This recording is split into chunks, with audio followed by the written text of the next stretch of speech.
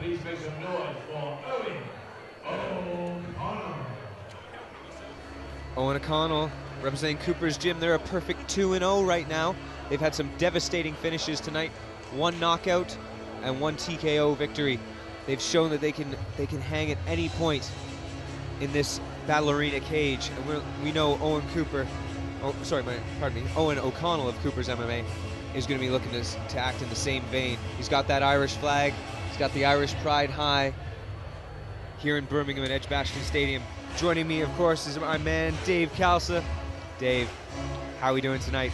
I'm good. You know, this is a new experience for me commentating on fights. But yeah, we're having some fun and looking forward to some more good fights. You know. Definitely, and this is another 57-kilogram fight. We just had a flyweight battle. It went the distance, but we had a few opportunities there from a fighter from your gym, Jay Smith. He had a couple opportunities to finish maybe there in the second round. So, is it going to be speed or is it going to be power that we're going to see from Eoin O'Connell? I know, man. Cooper's is a good, well-respected gym, and both these guys, I'm sure, are going to be bringing it. He's getting his last few instructions there before the cage side. Cornermen taking their positions.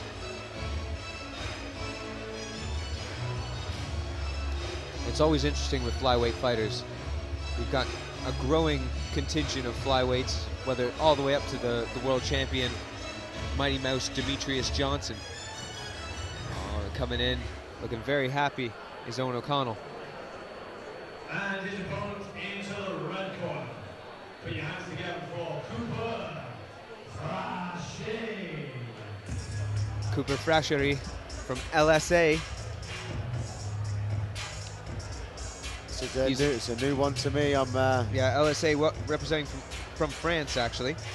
Yeah. We had Julien Delabière win a split decision earlier on against Tom Kendall from SBG Shrewsbury in an absolute war. So Cooper Frachery probably looking to establish a little bit more, try to show that they can finish fights, because all fighters, and I know David Kelso over here will agree with me, we hate going to decision. We absolutely hate it. We want to finish. We want an exclamation mark. We want everybody to know who won, who would have won if it was in a back alley, if it was in a pub car park. What is it going to be, Eoin O'Connell? Is it going to be Cooper Frachery?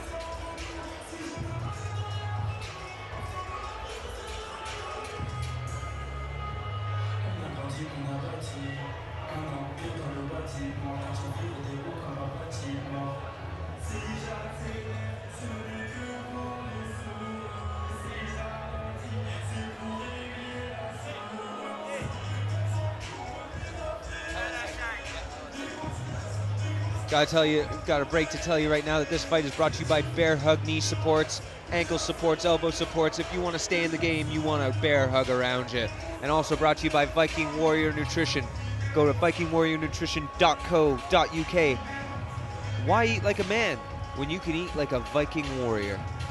And of course, Battle Arena, where all the best amateurs come to prove their mettle. Introducing again the fighter in the blue corner, weighing 57.1 kilograms, representing Cooper's MMA, Eoin O'Connell. And his opponent, the fighter in the red corner, also weighing 57.1 kilograms, representing LSA, Cooper Frachery, arms high. Looks in very good shape. Yeah, these boys from LSA, the last one looked like some sort of Mr. Olympia or something like that. Something in the water down there. Oh, good eye contact from both fighters. I never make eye contact before a fight. I'm always looking right at their feet. I always love making contact, you know, you get to look into their eyes and see what they're going to bring. So yeah, it's good. Looking for them to blink first, to look away. Yeah. He looks well up for it tonight, he does. Eoin leaning forward. Oh, little slip.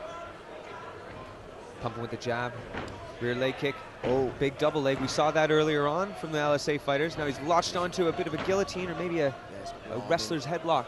Does Frachery. Frachery being taken into the fence. Eoin O'Connell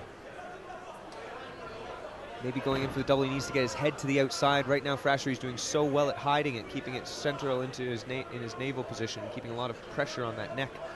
and on the body. You were saying earlier on in that Jay Smith fight, David, that you wanted to see him spin to the back. Is there an opportunity here maybe for Cooper Frachery? Yeah, I mean, he could definitely. Oh no, he stood up now, so that's gone. Big knee up the middle. He's going to be careful with him. There we go. So I thought he was going to spin round then. Well, there he goes. There we go. No, and he rolls him. Nice. He's listening. Oh, Cooper nice. Frachery stay on top. He's really trying hard here. We've got to do some, obviously, some nice scrambles here. O'Connell doing well to use the butterfly hook there, just momentarily to lift Cooper Frachery's hips. He's doing it again, doing very well. Cooper kind of supermaning over top of Eoin O'Connell. It's a bit confusing. We got a Cooper's MMA fighter fighting a Cooper. We'll just call him Frachery. Flashy Frachery. And they're both wearing black shorts. Got him. At least we got red and blue gloves. Yeah, red and blue gloves, that's it. Oh, tried to pass through. Frachery had really good posture there. He just lost it there momentarily. Just tied back up into the full guard of Eoin O'Connell. This is one of the best things about Battle Arena and the ISKA rules, is that even here on the ground, the amateurs can ground and pound, which is a really good testing ground before you go pro and you have to eat those elbows on top. Yeah, you know, these... Oh! Yeah. Oh! Cooper Frachery might be sitting back for an ankle lock. And they're back Gives it up, lands a big right hand on the way up. So it looks like it's going to be a really draining fight if you're going to keep on this. When someone's leaning on you like this, it could take a lot out of you. This is an incredible pace for both fighters, even by a flyweight standard. Nice head pressure as well there. That's beautiful. We always try to get our fighters to do that. Use your head pressure to keep them pinned. Good head pressure there from Eoin O'Connell. Gives it up momentarily, maybe looking to land some knees here. See, scooping he down does. there. You see Cooper wince a bit there. Was that one a little bit low? There we are, some kicks, some knees. Eoin O'Connell's doing well to slow down the pace here. Just land some knees and probably try to slow down. It's a nice little bit of dirty boxing over the top there. And these knees, they won't feel them right away, but the next round or the round after is where they'll be feeding them knees to the legs. Very fast-paced first round there. Yes. Cooper Frachery trying to... Having a look at them. Both look like they're taking a couple of deep breaths, but nothing too worrying, I don't think. That's the thing about being a flyweight. You don't want to be carrying loads of muscle because you got to get blood and oxygen pumping around you. Eoin O'Connell looks maybe the more tired of the two, but Frachery's taking a stool, which honestly, I don't think that's necessarily the best idea when you were just eating a whole bunch of knees to the upper thighs there. No. When you stand up, you're really going to feel it. Yeah, definitely. I'd have kept him standing up and maybe give him a little pat on the leg. But I haven't actually mentioned this new the new cage at Battle Arena now. This standard. It's a lot better. It seems to be a lot more striking being able to do. Yeah, more room for the strikers more to room manage. For the striking, yeah. Because wrestlers just love charging you into the walls there and trying to take you down, so they can't close it off as easy. You see Cooper Frachery getting right to his feet, not shaking out his legs or anything like that, so maybe he's got enough adrenaline to keep him going. And Owen's got the rhythm. He's just rocking back and forth. He looks up for it. Yeah, Battle Arena stepping it up again, coming back to Edgbaston. I used to love fighting here, and this show is it's been great so far. It's been absolutely excellent, hasn't it? Loads of finishes. Oh, and even the decisions have been brilliant. Frachery comes on top. A couple of body shots. I'd love to see him. This is the second time we've seen Eoin O'Connell be stretched out brutally by Frachery's headlock position. Last time Frachery was able to take the back momentarily, but now he just bullies him over. Bullies him into the corner. He's again with that butterfly, lifting him up. Be interesting to see what more Eoin O'Connell can get working off the ground. With his head and shoulders against the cage, though, it's very hard to get your hips moving. Yeah, I'd like to see him look for trying to isolate one of the arms or something like that, and try to get some sort of wrap going. Yeah, try and do something. So there's no point trying to hold both hands. You've got to try and look and isolate an arm or get a leg in or something. Right hand sneaks over the top there for Frachery. He's using his hand to cover the mouth. Very game, that. Good way of blocking the airways of your opponent. Yeah, I had that done to me last night in mine. Was rear naked, hand over the mouth. Just turn my head away from it. It's all just distraction techniques. You just get them thinking about something else while you're moving on to the next part of your game plan. You know? You see, his legs are open. I'd like to see him use that and just try and pass. Cooper Frachery just sitting there in guard, trying to rain down some punches. Hard to get any sort of real devastating blows from there.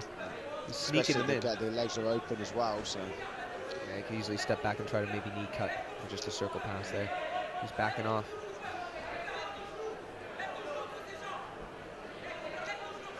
I know I'm biased a bit, but I reckon British Jiu-Jitsu is much better than French. Yeah, me too. There's some calls from the French corner over there to posture up and try to land some punches. There we go, and he does. Nice. Lands a combination as he comes out. He's got an open guard again. Called to pass the guard from the French corner again from LSA for Cooper Frachery.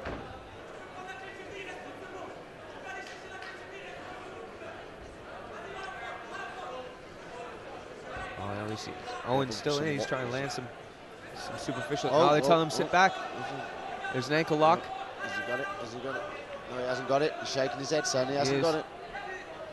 I can't see the hand position from here. That's really what's the telltale sign. And he's out. He has to let it go. And again, straight back to the pressure up against the cage. Cooper Frachery is showing some really good experience here. Goes down for an ankle pick momentarily and comes back up. Lands a knee up the middle. Foot stomps. Wow. Another very fast-paced round. Yeah, the only thing that let Cooper Frachery down there was that he didn't have a foot on the hip to be able to extend back and get a lot more pressure on the Achilles. It's just a pain compliant sort of submission, but it is one that's very effective. I'm probably going to eat a couple of those tomorrow at comp training, actually. Yeah, which one of them where if it's in, it's in. If it's not, then it's not. There's that one moment of brilliance there from Cooper Frachery where he just sat back a bit and landed a couple of, a big left and a right. Yeah, he's landed some big bombs from the guard position. I'd like to have seen him pass and then maybe secure a mount and then really let him go, but he seemed happy to sit in the open guard. I mean, we teach our guys that if the guard's open, you pass it straight away. That's the thing. As soon as you feel it release the guard, pass straight away. As soon as you pass as well, you can add more pressure. Even if you're in side control, you can just pressure the face until you're able to pass into mount. It's just a much better position. You can do so much damage from there. I'd like to see what his corner's given him to add to this round. Eoin O'Connell's corner must be in desperation mode. They must tell him that he's 2 rounds down, likely, and he's got to really go for broke right now. They're telling him not to waste any time to come high. Maybe start big head kick, but then he's wrapped. This headlock position from Cooper Frachery is very good, but just a small adjustment and Eoin could be out, could get good head position. Cooper's now got the legs. Is he able to pull them out, scoop them away? Going for kind of an inversion. Kicked his leg straight out there. The problem here with Eoin O'Connell's head position is that his head is just he's good. Wrestled into the floor. It's almost in a pass position here.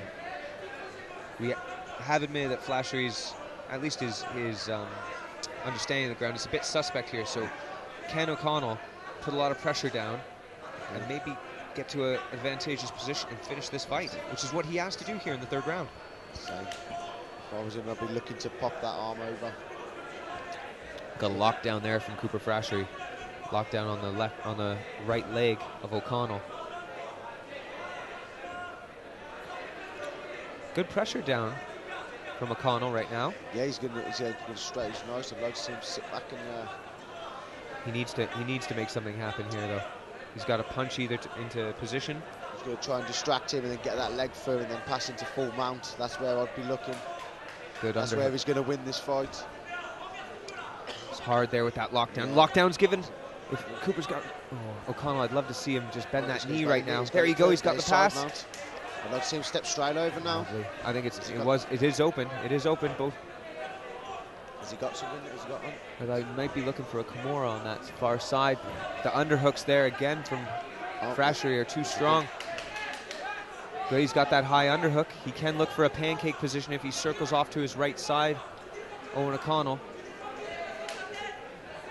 Good control there from O'Connell. He didn't land the knee to the head, which is illegal here. Takes the back, does Frachery.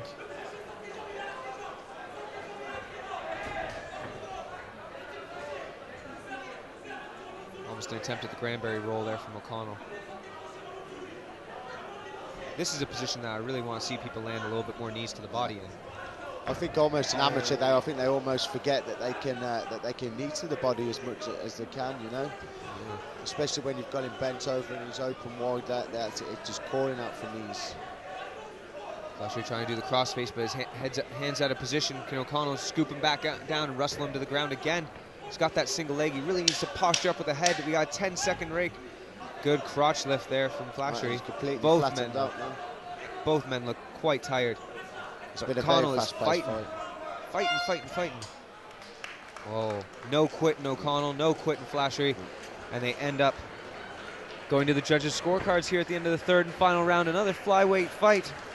All the opportunities for finishes there, Dave. Yeah, it was a very fast-paced fight. That was very fast-paced. I know Frachery thinks that he won. Doing his little victory lap there, but all has to go to the judges.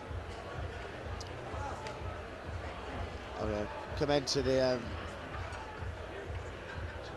O'Connell for coming the way he came out in that third round. He really wanted that in the third round. Yeah, he came up with high kicks. He was really trying to land. It was just about putting them together a little bit easier. Maybe doing that a little bit earlier on. I think the damage was done in the first two with the judges though, but fair play to him for coming out for the third round, really wanting it. I like to see that from fighters, young fighters, you know, especially when you think you're down on a couple of rounds and you come out hard for the third. It's anybody's game, isn't it? Can it end in a heartbeat? Take their back, choke them out, hit them hard with the left hand. We've seen it all tonight. Just didn't. Both fighters, I know, working very hard for the finish, just didn't quite get there. Now we go to the judges' scorecards. Carson's got our decision. Looking fly as always. Very, very suave.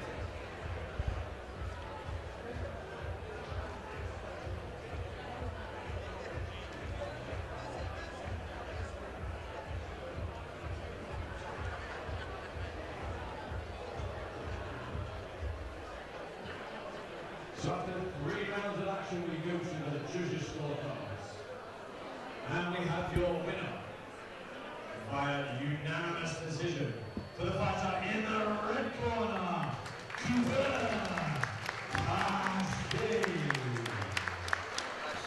and please make some noise for